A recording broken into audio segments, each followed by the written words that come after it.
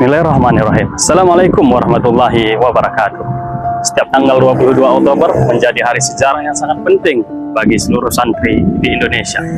Izinkan saya, Wan Harlingga, mengucapkan selamat Hari Santri Nasional tahun 2023. Semoga dengan kegiatan positif ini menjadi refleksi bagi kita semua bahwa ketika itu para santri ikut andil, ikut berjuang untuk meraih kemerdekaan negara Republik Indonesia.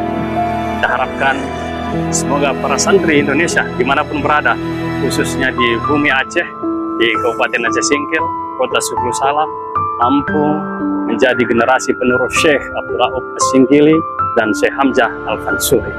Kita doakan pula bersama-sama semoga para santri kita dengan keilmuannya, dengan kecerdasannya, dengan kegigihannya, dan dengan keteladanannya mampu membawa kebaikan-kebaikan dan kemajuan-kemajuan untuk negara Indonesia dan